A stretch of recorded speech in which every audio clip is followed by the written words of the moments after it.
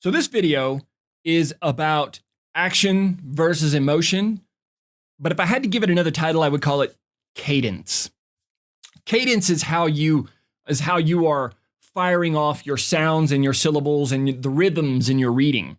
And action and emotion are the two extreme ends of the spectrum here. So action is going to have a really high-paced cadence to it, or it should. I mean, your style may vary a little bit, but it's definitely going to be more intense. People want to know that there's action going on in the action moments. So Sam quickly jumped up and he sped across the water like a lizard. He raced up the wall and then he slammed his fist into the soldier's head, driving it deep into the concrete.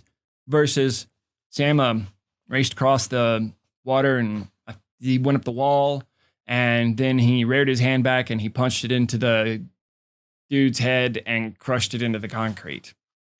The cadence is completely different. The cadence has to deliver. Your cadence in delivering action is really important. Here's the caveat to that statement. Don't forget to breathe. Don't forget to breathe. Being able to put breaths in there and being able to control your breath is really important when you're dealing with action. Its cadences generally tend to be fast. They tend to be punchy. They tend to be snappy. Most of your descriptions tend to be short, powerful words. They're action-oriented. So you need to be able to deliver that action in both your cadence and the power of the sound coming out of you. The power of the sound coming out of you is controlled by your breaths in and your breaths out. So practice reading action. If you have an action chapter, I know we said in a previous video, you want to read it at least once before you try to read the action chapters twice. Get your breathing right. Get used to that. But by stark contrast, emotion is different. Emotion can literally reach in and pull tears out of people. I'm not joking when I say I've done this. I've had people crying on the side of the river because they were listening to a story. Being able to deliver an emotional performance is all about slowing it down. It's about taking a moment and really letting the words drip off of the end of your tongue, letting them linger and swirl around in your listener's ears. Maybe it drops your voice down just a notch or two on the octave scale. Maybe your pitch is just brought down. Maybe, just maybe, you put a longer pause in between what you say.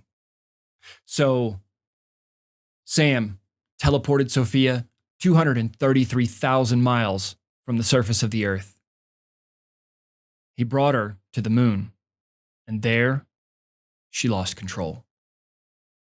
That slower cadence will really bring them in. But remember, it's not about being monotone. It's just about letting them savor what is going on, letting the listener really just chew on the emotional aspect of what is going on. It's super duper important. I've listened to books where people don't do that, and it's a turnoff. It's a huge turnoff. If you've listened to any kind of audiobook with a bad narrator, it's a huge turnoff because those emotional points are huge points in the story. And if you don't nail them, if you don't hit that performance and your cadence is off, it's just going to mess up the whole story, and it could actually turn your listener off and make them stop listening to the story. So once again, action, be in the moment, be actionable, faster paced cadence, higher paced breathing. You're delivering action words with more punch and more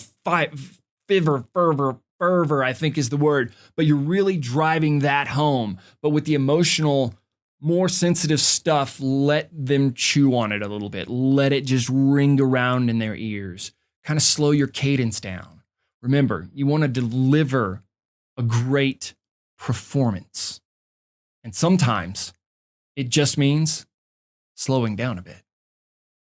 Okay, so the next video is all about my favorite topic. It's called the dramatic pause. See you in the next video.